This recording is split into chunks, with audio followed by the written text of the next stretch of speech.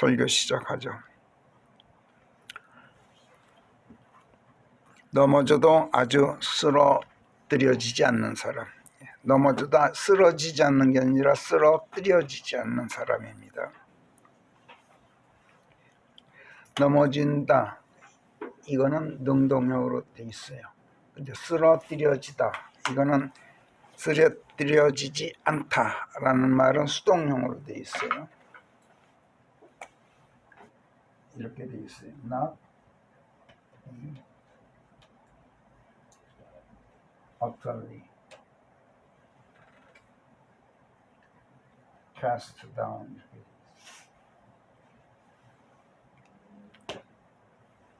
근데 이 넘어지다는 뭐뭐 할지라도 though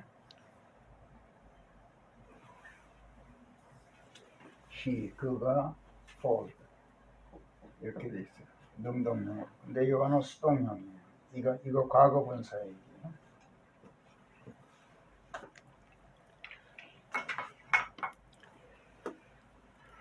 그러나 넘어지는 건 자기가 넘어지는 거고, 자기가 쓰러지지 않는 게 아니라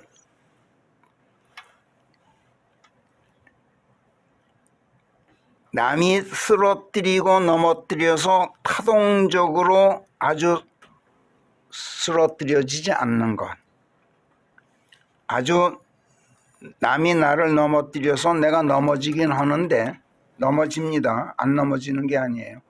넘어지는데 아주 넘어뜨려지지는 않는단 말이에요. 이 킹제임스 성경만이 가지고 있는 그 어법이에요, 이게. 이런 사람이 있다라고 성경이 말씀하는 거예요. 이 점에 주의를 하면서 우리 오늘 말씀에서 성령께서 가르쳐 주신 지혜를 배우도록 합시다. 넘어지는 데에는 발을 헛디디거나 턱에 걸리거나 미끄러지거나 실족해서 넘어지는 경우가 있죠. 그런가 하면 또 남이 밀쳐서 넘어지거나 바람이 세게 불거나 그래서 넘어지는 경우가 있어요.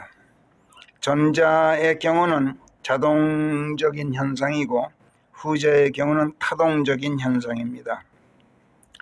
내가 잘못해서 넘어지더라도 중상을 입고 일어나지 못해 아주 쓰러지는 경우가 있지만, 남이 나를 밀치거나 내 다리를 걸거나 바람이 세게 불어서 내가 넘어지더라도 내가 아주 쓰러지지는 않고 발딱 일어서는 경우도 있어요. 내가 상대보다 강하면 상대가 아무리 용을 써도 나는 넘어가지 않죠. 상대가 나보다 힘이 세면 내가 아무리 용을 써도 나는 결국 넘어지고 맙니다. 그런데 상대보다 내가 힘이 약하긴 하지만, 그래서 내가 그를 당해내지 못하고 넘어지고 말지만, 상대가 나보다 압도적으로 힘이 센 것이 아니어서 나를 넘어뜨리더라도 어설프게 넘어뜨리면 넘어져도 얼른 다시 일어날 수가 있죠. 이럴 경우 나는 아주 쓰러뜨려지지 않는 거죠.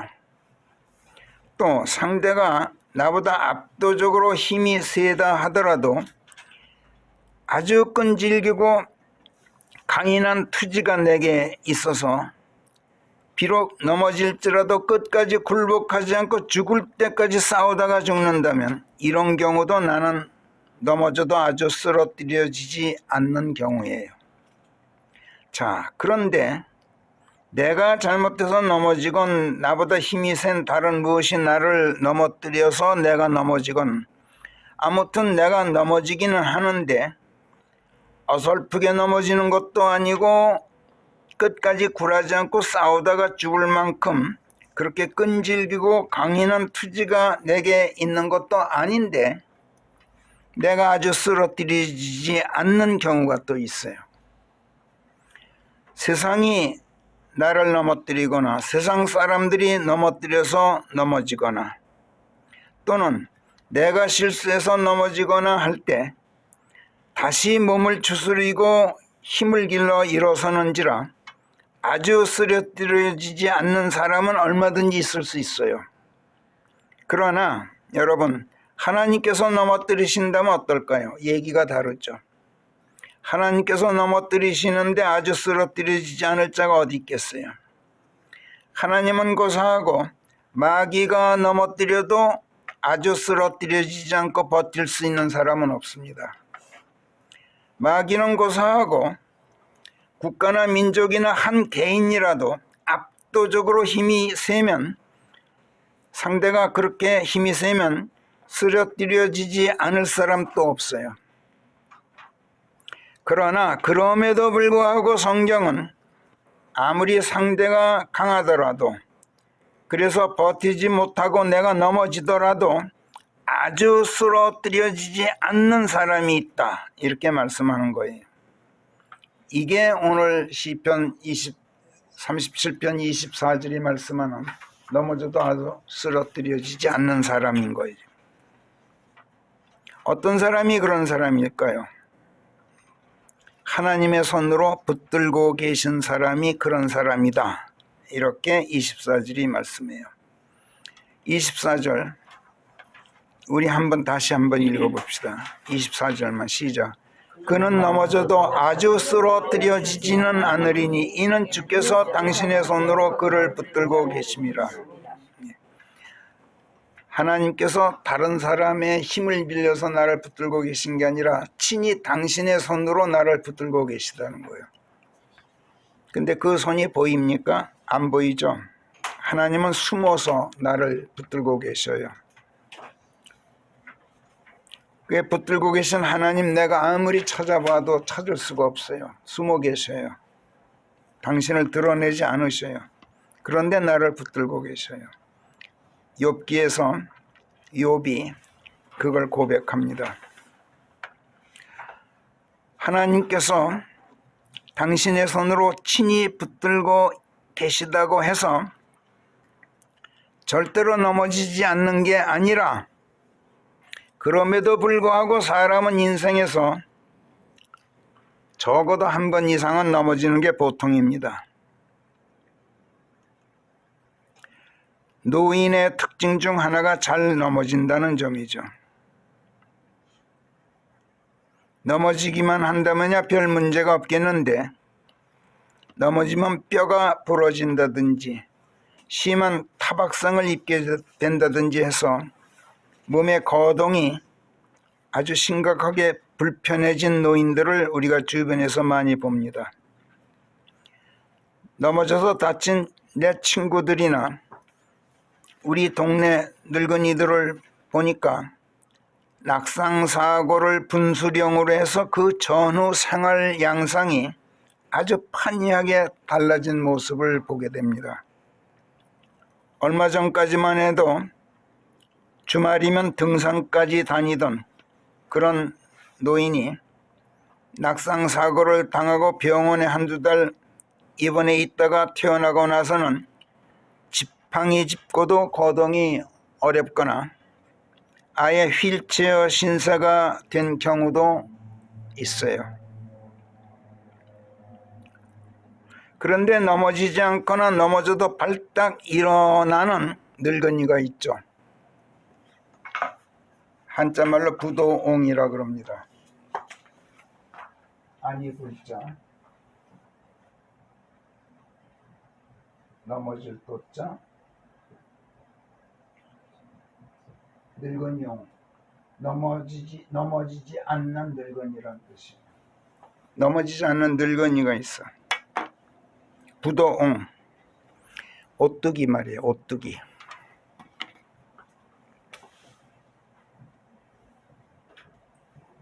오뚜기. 장난감이죠. 상하체가 다 같이 오동통하고 둥글둥글하게 생겼는데 밑바닥까지 평평하지가 않아요. 오뚜기 이렇게 생겼어요. 밑바닥이 평평하지가 않고 둥글어요.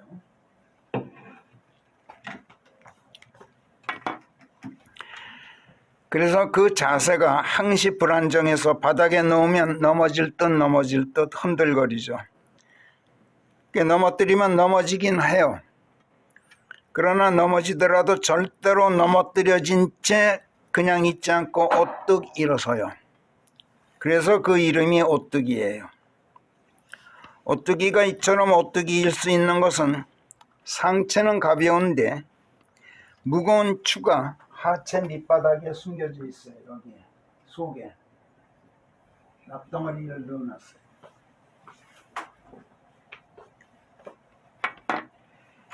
무게중심이 맨 밑에 숨겨져 있다는데 그 비밀이 있죠.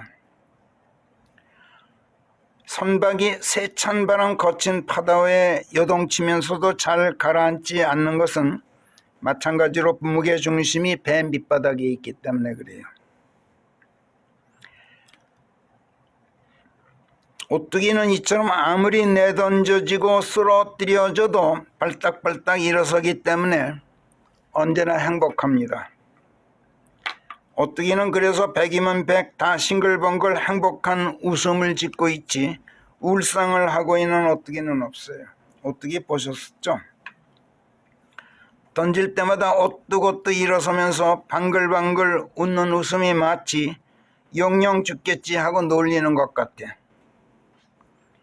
어찌나 얄밉고 앙증맞은지 어렸을 때 갖고 놀다가 냅다 마당에 패대기 쳐본 적도 있어요.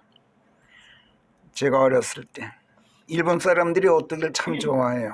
제가 어렸을 때 일본에 살 때 제 기억이 옳다면 4살, 5살 그때였던 것 같아. 마당에 냅다 던졌더니 금방 발딱 일어서 그리고 여전히 싱글벙글 웃고 있는 거예요. 다시 말씀드리지만 넘어지지 않는 게 아니에요. 넘어뜨리면 넘어지긴 해요. 밑바닥이 평평하지 않고 공처럼 둥글어서 오히려 잘 넘어져요. 그런데 넘어져도 절대로 쓰러뜨려지지는 않아요.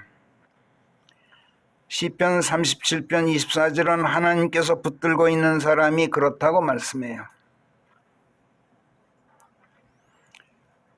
오뚜기가 겉으로 드러나지는 않지만 무게중심이 하체 밑바닥의 속에 그 속에 숨겨져 있듯이 이 사람도 겉으로 드러나지는 않지만 하나님의 손이 속에 숨겨져 있는 사람이에요. 그러나 오뚜기가 그렇듯이 하나님께서 붙들고 계신다고 해서 이 사람이 넘어지는 일이 절대로 없는 건 아니란 말이에요. 마귀가 정의로운 자를 보고 이를 갈면서 해칠 궁리만 한다고 12절이 말씀하죠. 또 사악한 마귀의 자식들이 가난하여 갖지 못한 자들을 쓰러뜨리려고 칼을 뽑았다. 이렇게 경고해요.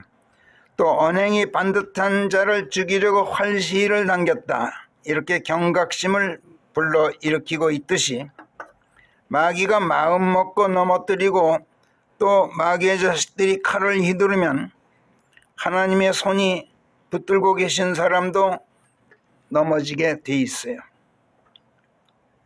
그러나 절대로 넘어지고 쓰러진 채 끝나지는 않아요. 하나님께서 붙들고 있으면 넘어질 망정 넘어뜨려지지는 않는 것이란 말이에요. 쓰러질지언정 쓰러뜨려지지는 않는 거예요. 욥기에서 보듯이 마귀가 사람을 쓰러뜨리고 넘어뜨리는 것은 하나님의 허락이 있기 때문에 그래요. 그러니까 마귀가 제 권세로 나를 넘어뜨리는 게 아니라 하나님의 허락하에 욥을 쓰러뜨리듯이 쓰러뜨리는 거야. 그러니까 안 쓰러질 수가 없죠. 그렇지만 결국은 사악한 마귀의 음모는 마귀 자신에게 돌아가고 또 사악한 자들이 당긴 활시는 꺾이고 그들이 뽑아든 칼은 그들 자신의 심장을 찌르게 된다. 이렇게 성경이 말씀해요. 그러니까 사악한 사람들은, 마귀의 자식들은 그들 자신도 모르게 의로운 사람들을 연단하시는 하나님께 쓰임받고 있는 거야. 쓰임받다가 결국은 자신들이 멸망하고 말아요. 그래서 13절을 보면 주께서 그를 보고 비웃으시리니 이는 그의 날이 닥쳐오고 있는 것을 그분께서 보고 계심이라, 이렇게 말씀해요.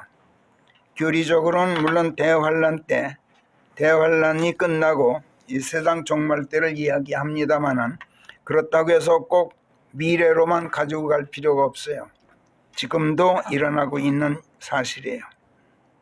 자, 이렇게 해서 하나님께서 붙들고 계신 사람은 넘어져도 다시 일어서고 쓰러져도 그것으로 끝나지 않고 반드시 회복하기 때문에 넘어져도 아주 쓰러뜨려지지는 않는 거죠. 여러분 7전8기라는 말 들어보셨죠?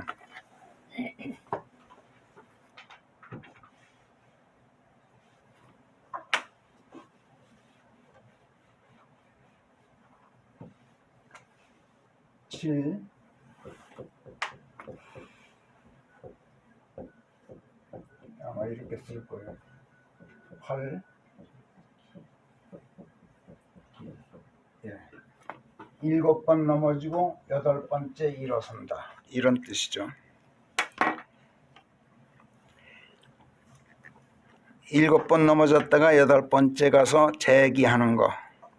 실패하고 또 실패하기를 여러 번 거듭해도 포기하지 않고 끈질기게 노력해서 기어코 성공한 경우를 두고 7전8기 했다, 이렇게 말하죠. 그리고 이런 인생을 흔히들 뭐라 그래요? 오뚜기 인생이다, 이렇게 말을 해요.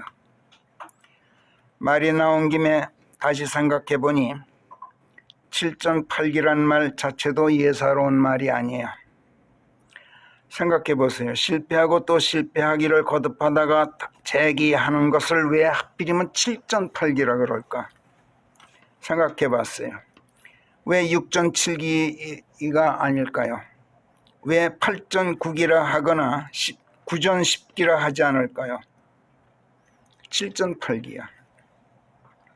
암만 생각해도 예사롭지가 않아요. 성경에서 숫자가 나타내는 상징성에 대한 이야기는 언제 훗날 기회가 있으면 제가 총정리해서 언젠가 말씀드리기로 하고, 오늘은 7과 8에 대해서만 한번 살펴보겠어요. 7이라는 수에 대해서 여러분 많이 들어봤죠? 흔히들 완전수다, 이렇게 말하는 게 보통이죠. 제가 언젠가도 말씀드린 적이 있는 것으로 기억합니다만 7이라는 수는 완전수라기보다도 종결수다, 이렇게 말하는 게 타당해요. 일을 끝내는 수. 성경에서 7이라는 수가 맨 처음 나오는 게 창세기 2장 2절이에요. 창세기 2장 1절에서 하늘들과 땅, 그리고 하늘과 땅의 모든 무리가 이같이 하여 다 이루어졌느니라. 그 다음에 2절에서 하나님께서 당신께서 만드시던 당신의 일을 7째 날에 끝내신 것이라, 이렇게 말씀해요. 그리고 그분께서 그 7째 날에 당신께서 만드시던 당신의 모든 일을 마치고 안식하셨느니라. 그리고 그 7째 날을 하나님께서 복되게 하셨나니 그 날을 성결케 하게 하셨던 것인즉 이는 하나님께서 창조하고 만드시던 당신의 모든 일을 마치고 그날 안식하셨습니다. 이렇게 창세기 2장 1, 2, 3절이 말씀해요. 이 대목에서 성경은 하나님께서 창조하고 만드시던 당신의 일을 7째 날에 무슨 완수하셨다든지 완성하셨다라고 말씀하지 않아요. 끝내셨다, 마치셨다, 이렇게 말씀한단 말이에요. 7이라는 수가 이처럼 어떤 일을 끝내는 종교를 의미한다는 걸 우리가 알 수 있어요. 이런 점에서 그 다음에 이어지는 8이라는 수가 큰 의미를 갖게 돼요. 하나에서 시작해서 일곱에서 끝나는 것을 뭐라 그럽니까? 돌주, 주기라 그러죠. 주기. 하나에서 시작해서 일곱에서 끝나는 것을 돌주, 회전할 주, 돌주, 회전할 주예요. 주라는 단위로 표시해요.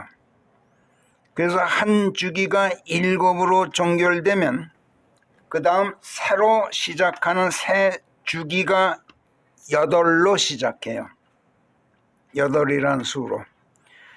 성경에서 여덟이라는 수는 그래서 여덟 번째이면서 또 새 출발의 첫 번째가 되는 수예요. 일곱이라는 수를 완성수라기보다 종결수, 이렇게 볼 때 여덟이라는 수가 바로 이런 의미를 갖게 돼요. 그렇기 때문에 가령 성도들의 집회일, 주일날 예배 보는 거, 일주일의 마지막 날 일곱 번째 날 안식일에서 일주일의 첫 번째 날 일요일로 옮겨진 것, 이것이 옛 언약시대가 종결되고 새 언약시대가 시작된 초대교회 시대부터였다는 것은 결코 우연한 일이 아니에요.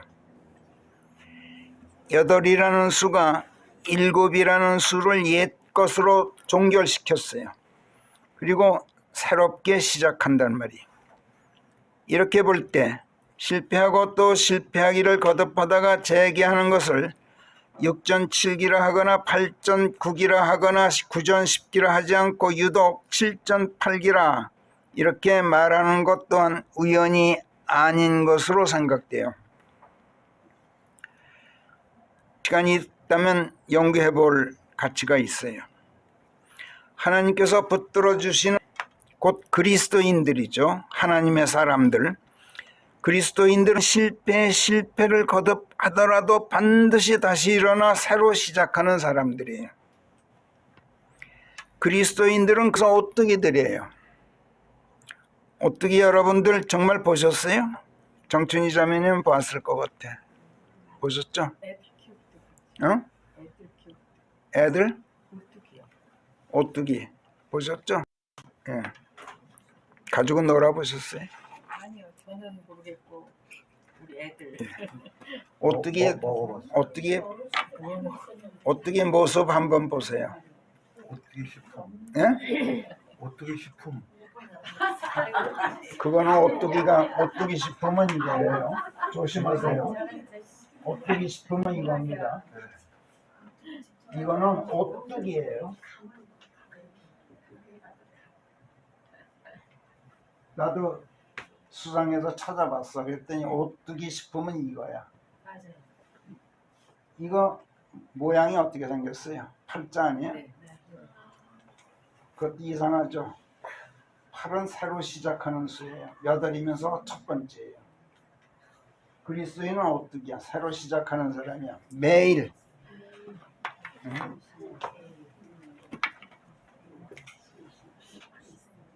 다시 말씀드리지만 절대로 이렇지가 않습니다. 둥그러요. 그리스도인들은 굉장히 유연해요. 남이 밀치면 흔들리는 사람이에요. 그리스도인은 요동치는 사람이야. 고린도전서 13장 13절이 뭐라 그래요? 사랑은 모든 것을 수용하고 모든 것을 참고 모든 것을 인내하고 모든 것을 소망하고 모든 것을 믿는다. 이 사람이 뭐라 그러면 맞아. 저 사람이 뭐라 그러면 맞아. 이런 사람 유연해요. 뻣뻣하지가 않아요. 그러는 가운데 절대 진리를 놓질 않아요. 그래서 사람들이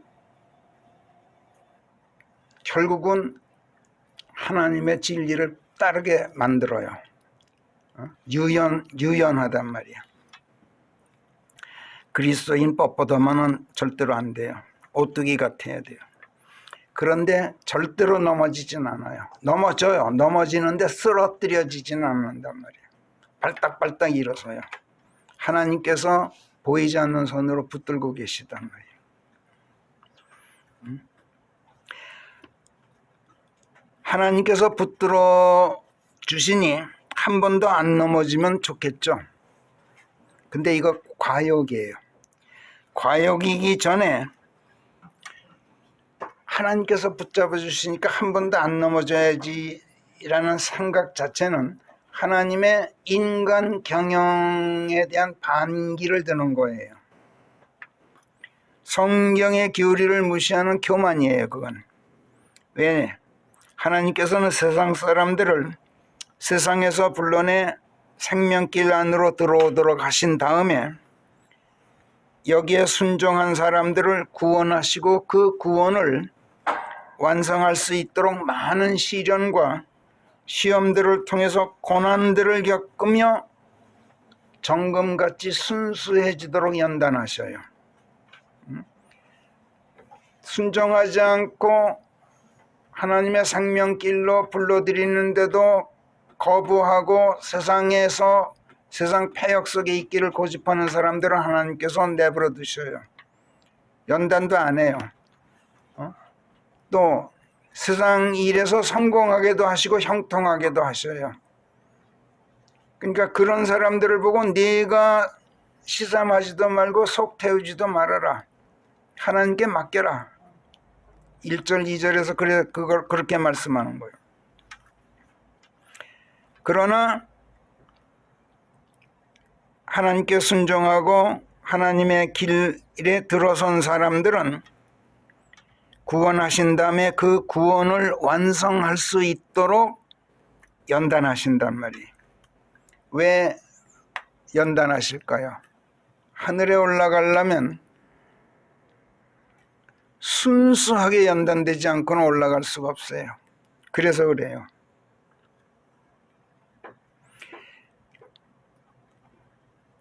욥기가 전하는 욥기에서 우리가 배웠죠. 욥을 보세요. 그 많은 시련 고통 겪고 나서 그 사람 어떻게 됐습니까? 마지막 장 42장에 가서 성령께서 이렇게 말씀해요. 12절에서 주께서 욥의 나중을 그의 처음보다 더 복되게 하셨더라. 이렇게 증언해요. 성령께서. 이루 말할 수 없는 환난 고통을 겪으면서도 욥이 불평도 하고 하나님께 원망도 하면서도 절망하지 않고 결국은 자기가 복되게 될 것을 내다보고 있었어요. 놀랍게도. 욥기 23장 8절부터 10절까지 거기 한번 읽어보세요. 같이 8절부터 시작. 보라, 내가 앞으로 가도 그분께서 거기에 계시지 않고 뒤로 가도 내가 그분을 느낄 수가 없도다. 잠깐만요. 보세요. 하나님께서 붙들고 계신데 하나님이 보이질 않아. 그 손이 숨어 있어요. 오뚜기의 그 무게 추가 밑바닥 속에 숨겨져 있듯이 하나님의 손이 내 안에 숨어져 있단 말이야. 그러니까 내가 찾아보려고 그래도 보이지가 않아. 그분이. 9절 시작. 그분께서 일하고 계시는 왼편으로 가도 내가 그분을 뵐 수가 없고 오른편으로 가도 그분께서 몸을 숨기시니 내가 그분을 뵐 수 없는 것이라. 그러나 내가 가는 길을 그분께서는 아시나니 그분께서 나를 단련하신 뒤에는 내가 금같이 되어 나오리라. 보세요. 욥기에서 가장 반짝반짝 빛나는 말씀이에요. 그러나 폐역의 길을 고집하면서 하나님의 길 안으로 들어오기를 거부하는 사람들은 그들이 아무리 형통할지라도 하나님께서 한 번은 넘어지게 하셔요. 최소한. 그리고 한 번 넘어지는 것으로 아주 쓰러뜨려지게 하시고 결국에는 멸망으로 들어가게 만드셔요. 이것이 하나님의 세계 경영이에요. 그리고 그분의 인간 경영이에요.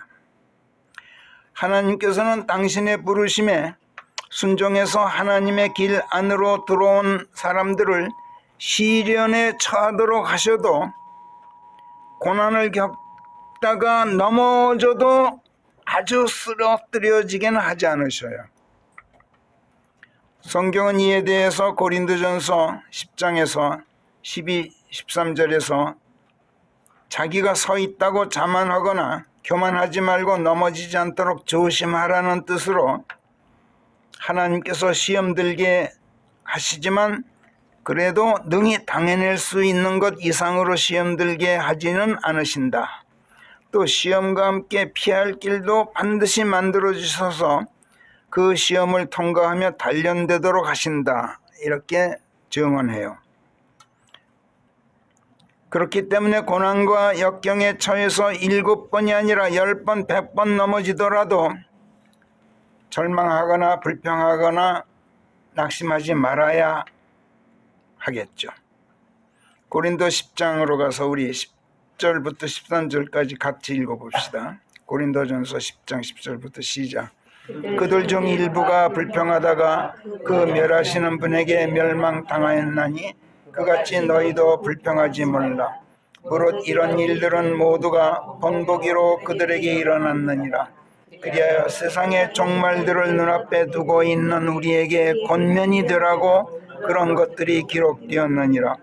그러므로 자기가 서 있다고 생각하는 자는 넘어지지 않도록 조심하라. 사람에게 일반적으로 일어난 것 말고는 어떤 시험도 너희에게 닥친 적이 없나니 하나님께서는 신실하셔서 너희가 능히 당해낼 수 있는 것 이상으로 너희를 시험 들게 하지 않으시고 다만 시험과 함께 피할 길도 반드시 만들어 주시는 법이어서 너희가 그것을 능히 당해내도록 하시느니라. 네. 참 하나님께서는 신실하셔요. 시편 37편에 따르면 하나님께서 우리를 당신의 손으로 붙들고 계시면 우리가 아무리 시련 속에서 고난당하고 고초를 겪으면서 실패하고 또 실패를 거듭하더라도 앞서 욥기 23장 8, 9절에서 내가 앞으로 가도 그분께서 거기 계시지 않고 뒤로 가도 내가 그분을 느낄 수가 없고 그분께서 일하고 계시는 왼편으로 가도 그분을 뵐 수가 없다. 오른편으로 가도 그분께서 몸을 숨기시니 내가 그분을 뵐 수가 없다고 고백하였듯이 하나님께서는 눈에 보이지 않게 숨어서 우리를 부양하고 계셔요. 또 우리가 바라는 것들을 하나님께서는 결국에는 실현시켜 주셔요. 5절에 따르면 또 의를 빛과 같이 정의를 대낮과 같이 되도록 해주셔요. 6절에서 이게 무슨 뜻일까요? 우리가 믿고 의지하며 굳게 잡고 있는 약속의 말씀들, 성경 말씀들이 의예요. 그 말씀들이 무의로 돌아가지 않고 결국에는 반드시 이루어지도록 하신다는 거예요. 그리고 온 세상 만천하 만민이 그것을 분명히 보도록 하신다는 거예요. 대낮같이 되게 하신다, 빛같이 되게 하신다는 말은 세상 모든 사람들이 보도록 하신다는 얘기예요. 그리고 우리가 전파하는 하나님의 말씀들이 계시하고 그 말씀들이 가르치고 권면하는 바른 길이 결코 거짓되지 않은 공명정대한 진리의 빛이 되어서 세상을 밝히도록 하신다는 거예요. 또 시편 37편에 따르면 하나님께서는 또 당신의 손으로 붙들고 계신 우리로 하여금 세상을 물려받게 하신다.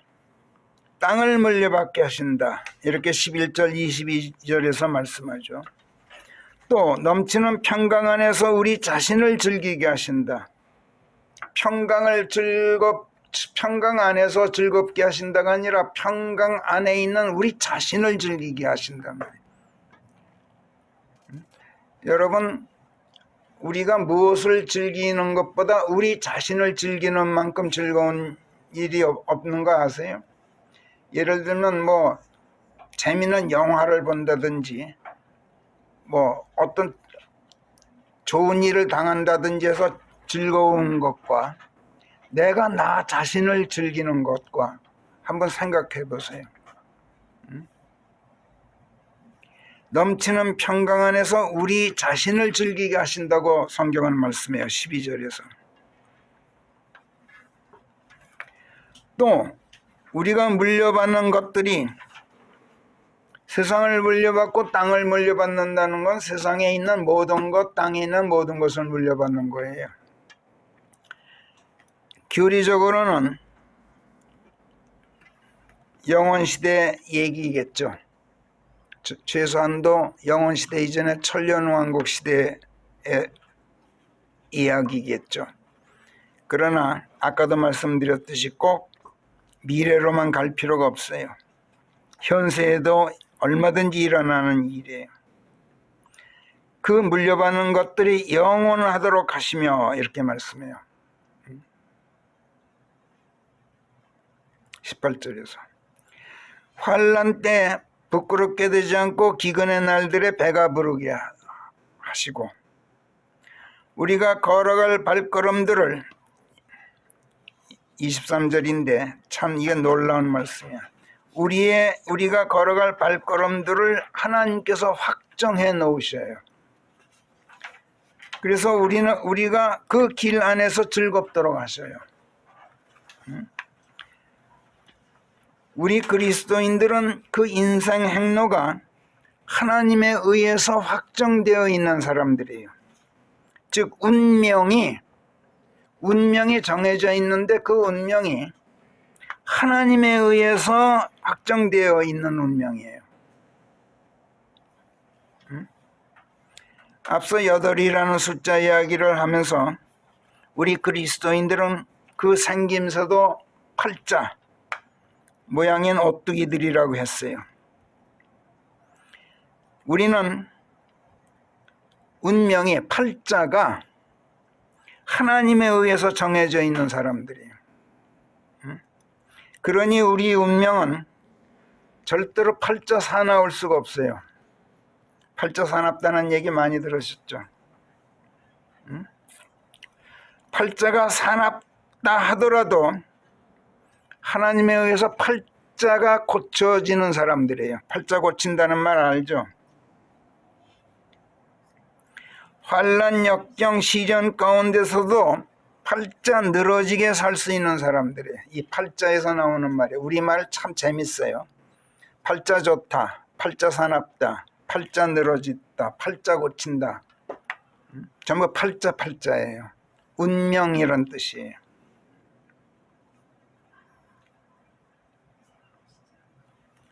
우리 그리스도인들의 운명은 사람들이 고안해낸 사주팔자가 아니에요.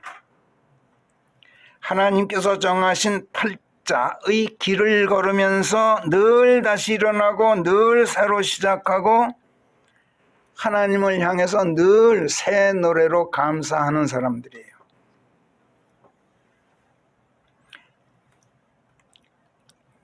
우리 이무영 형제님 중국하고 거래를 많이 하시니까 중국 사람들 팔자 좋아한다 그러죠. 그런데 그 사람들 만약 성경이 말씀하는 팔자에 대한 설명을 만일 알게 된다면 그 사람들 성경을 좋아할 것 같아. 그리스도인들을 좋아하고 또 성경이 전하는 그리스도 신앙을 대단히 환영할 것 같아요. 중국 사람들이 8이라는 숫자를 그렇게 좋아한다 그래요. 좋아하는 정도가 열광한다 이렇게 표현해요. 지난 2008년에 베이징 하계올림픽이 있었어요. 며칠 날 개최했는지 아세요? 2008년 8월 8일 날.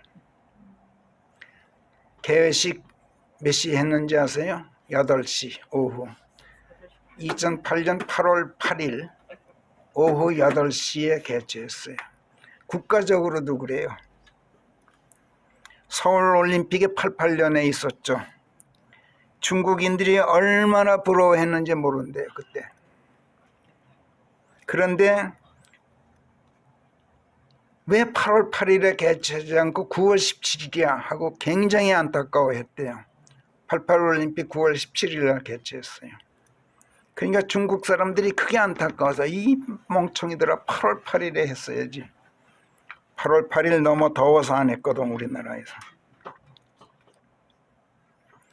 베이징이나 상하이에 있는 고급 백화점 명품값 여러분 한번 가서 보세요. 나 한 번도 안 봤지만 책에서 읽었어요.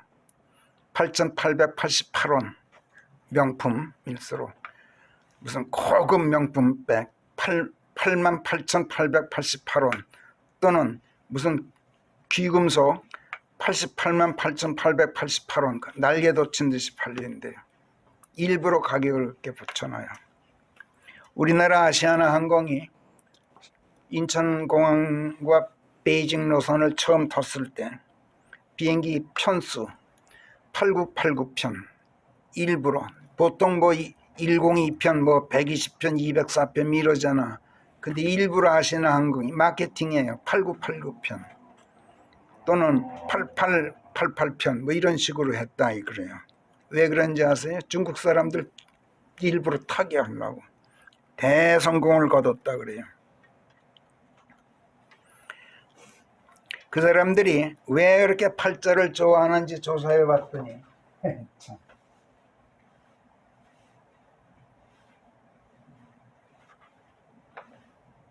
돈 버는 걸 중국말로 이렇게 써요.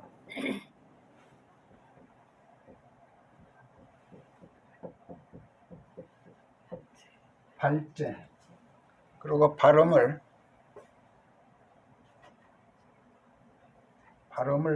파오치 아니다 파 차이 파 차이라고 읽어 이거를. 그 다음에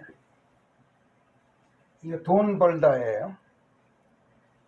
돈 벌다 이걸 파차이라 그런 발음해요. 중국어로 이렇게 쓰고. 근데 이거가 발음이 빠예요. 이거하고 이게하고 가까운 거야. 발음 유사한 거야. 아주 이유가 단순하고 참 유치해요. 팔 비슷하다는 얘기야. 발하고 팔하고 비슷하잖아. 그래서 팔에 그렇게 열광한다는 거야.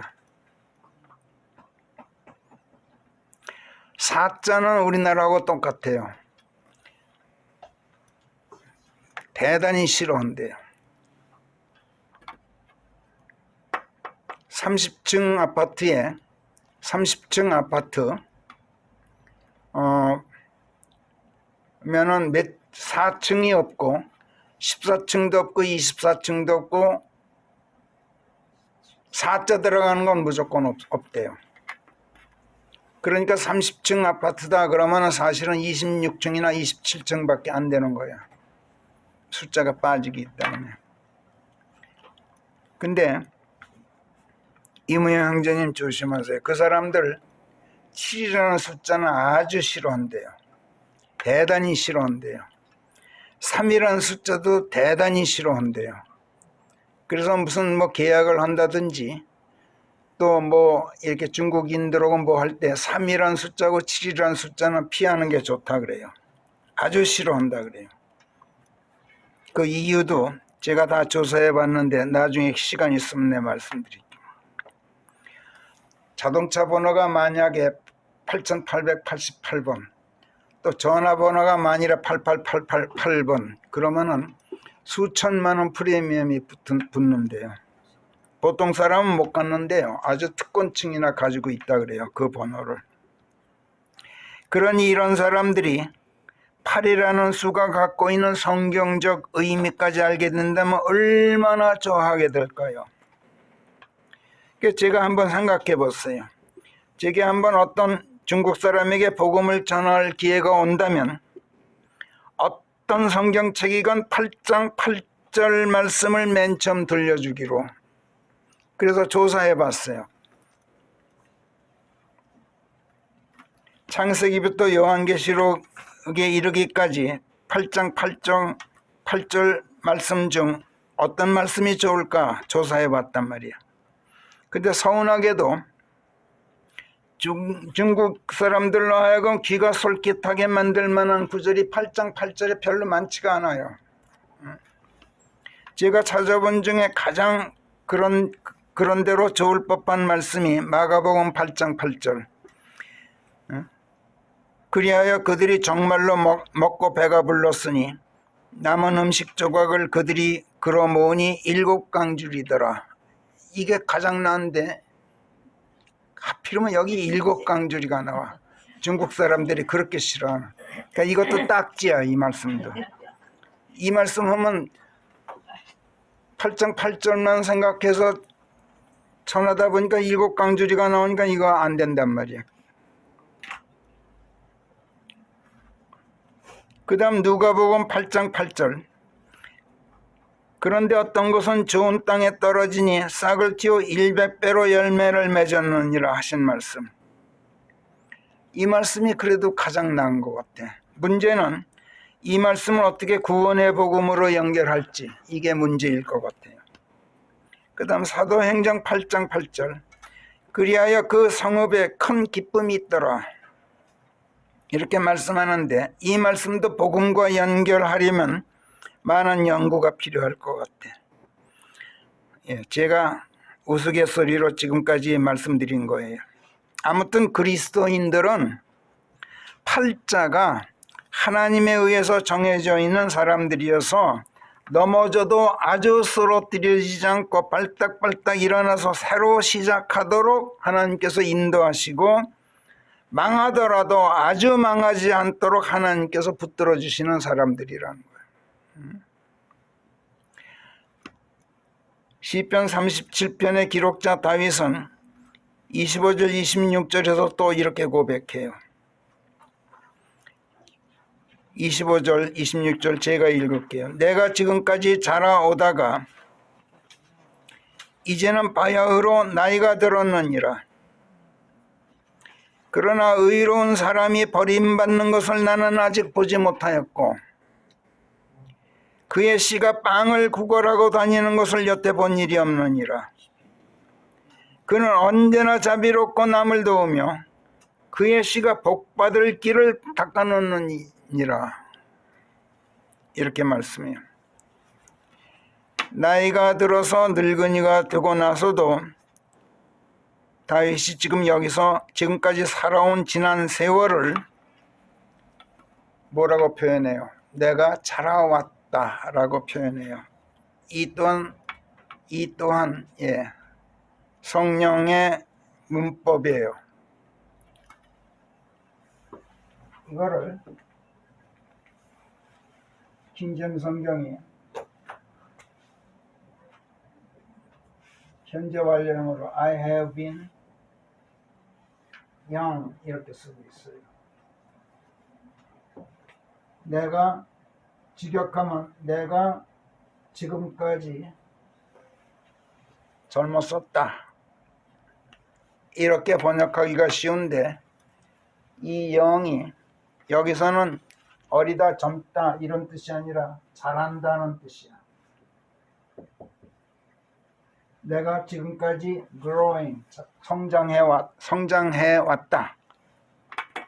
그리고 바야흐로 이제 내가 old해졌다. 아주 노회해졌다. 이런 뜻이야.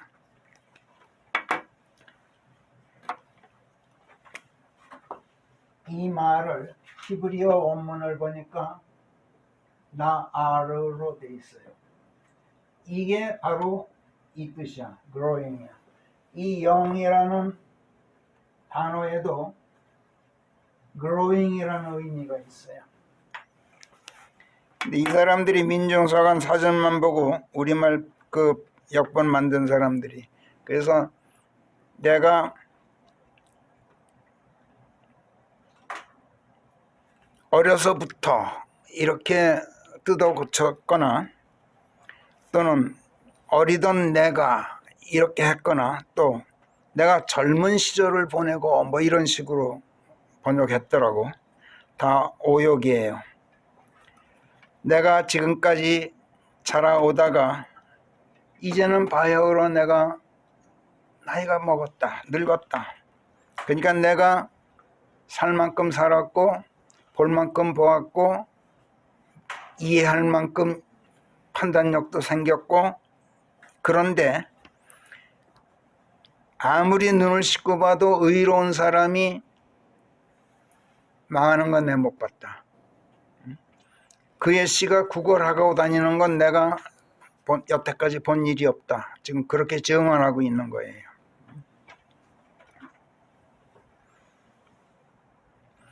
자, 그리스도인은 죽을 때까지 늙어만 가는 게 아니라 성장하는 사람이에요.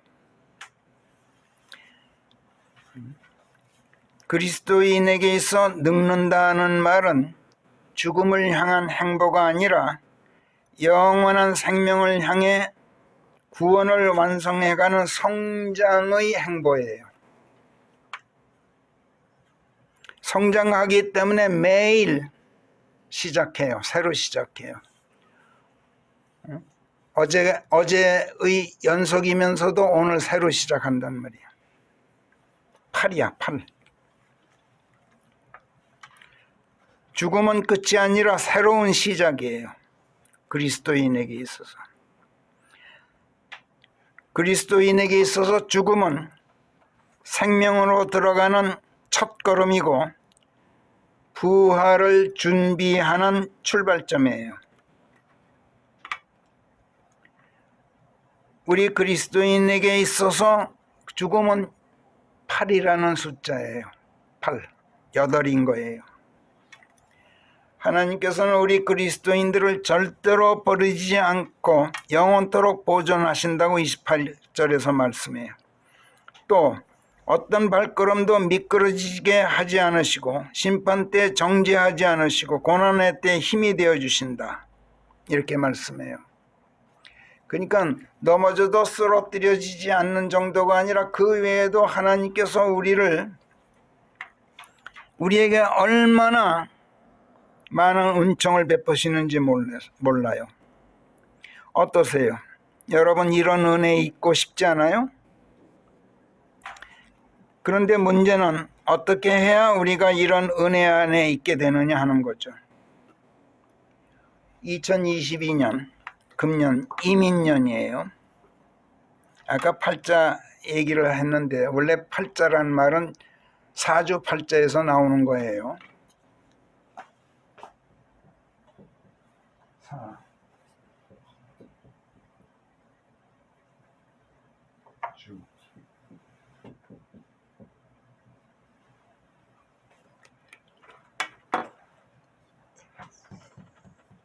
중국 상고 시대 하은주 할 때 그 주나라 시대에 나온 그 주역에 사주팔자를 만든 복희씨라는 사람이 있어요.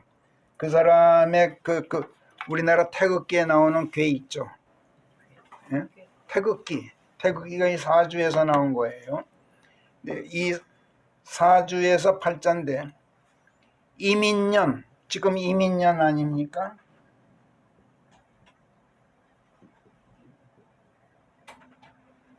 이렇게 쓰죠 아마. 사람 인자가 없어요. 예? 앞에 인자에 임. 인자에 그게 없어요. 사람이. 아, 이렇게 쓰죠. 예. 이거는 갑을병정의 임자란 말이야. 이거는 호랑이란 얘기죠. 간지야, 간지. 근데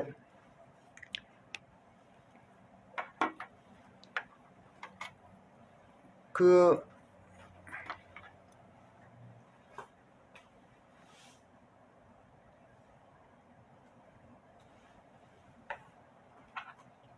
사주팔자를 내가 조사를 해봤더니 이렇게 써서 임인 뭐 갑자 예를 들어서 이런 식으로 4개를 쓰면은 글자는 8글자가 돼요. 그렇죠? 4개를 써도 1년이 4개가 있는데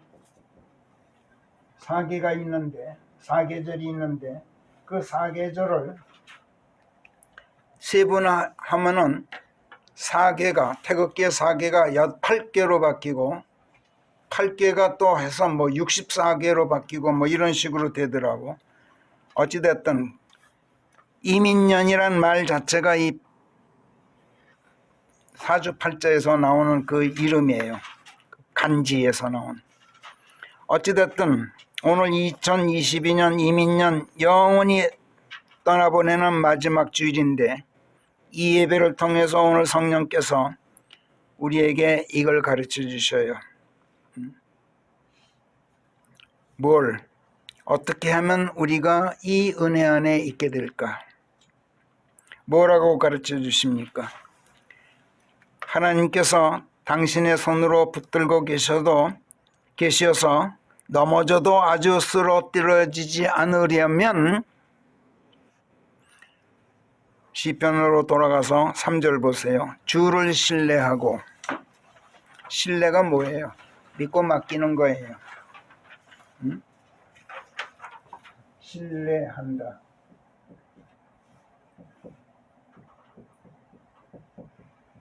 이게 맡길래가 아니라 원래 힘 입을 래예요. 힘 입다.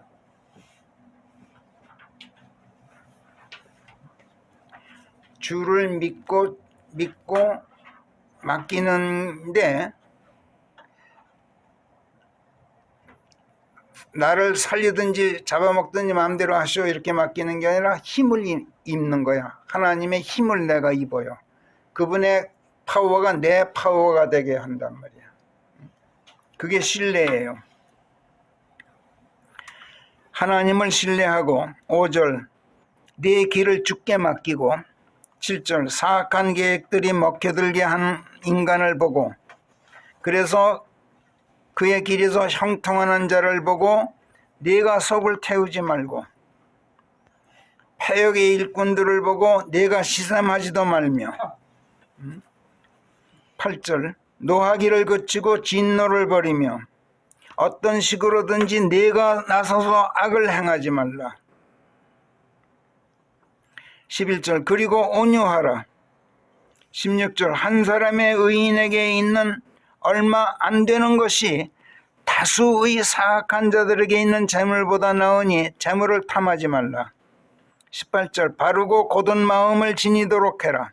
21절 사악한 자들이 악을 행하더라도 그들을 불쌍히 여기고 자비를 베풀라. 22절 그래야 하나님께서 복되게 하시고 땅을 물려받게 하시며 23절 발걸음들을 확정해 주셔서 그 길 안에서 자신을 즐겁게 해 주시고 24절 넘어져도 아주 쓰러뜨려지지 않게 하시느니라. 26절 그러므로 언제나 자비롭고 언제나 남을 도우라. 그러면 이것이 자기의 씨가 복받을 길을 닦아놓는 것이 된다. 내 자식이 복받을 길, 하나님의 사람이 되도록 하는 길을 열어놓는 방법이 뭐냐? 내가 항상 자비롭고 항상 남을 돕는 일이야. 그러면 이것이 내 씨가 복받을 길을 닦아놓는 길이야.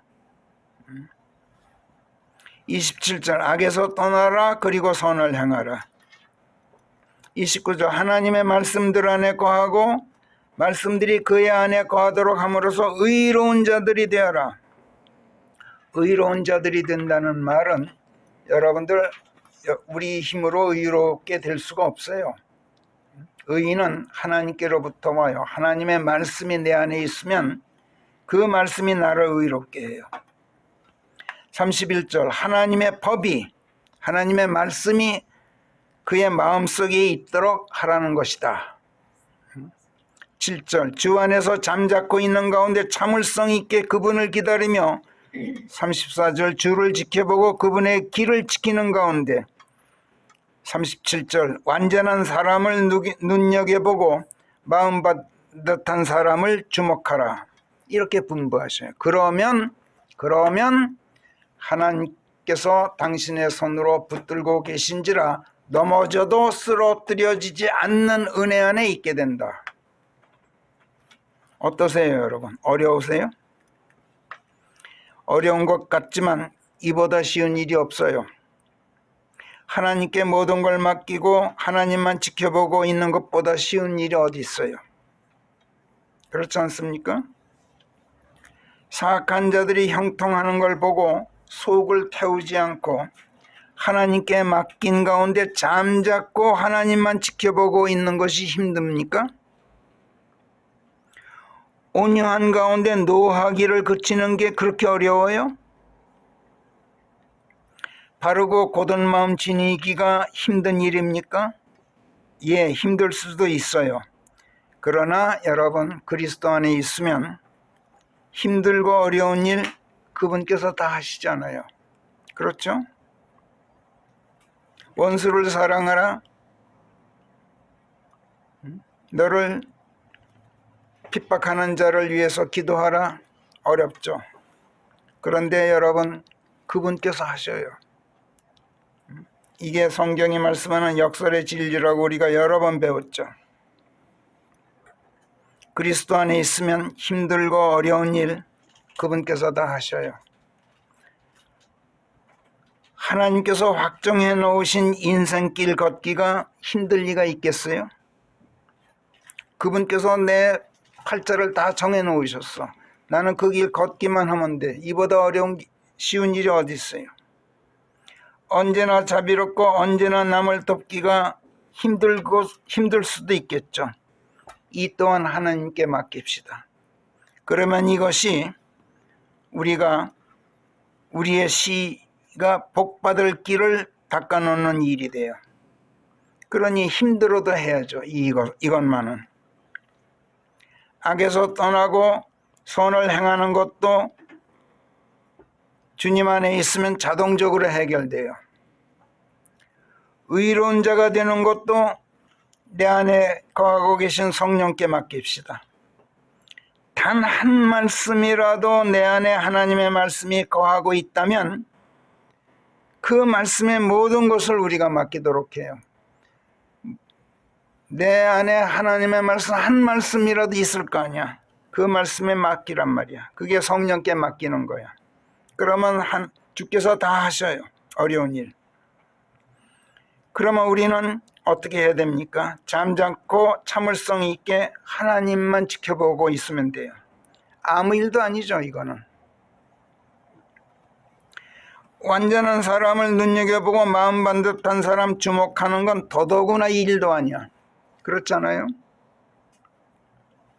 여러분 새해 새 마음 새 각오로 우리 출발하기로 해요. 하나님의 말씀 안에 내가 있고 단 한 말씀이라도 하나님의 말씀이 내 안에 있으면 우리는 넘치는 평강 안에서 우리 자신을 즐길 수 있다고 성령께서 오늘 시편 37편에서 일러주고 계셔요. 기도하겠습니다.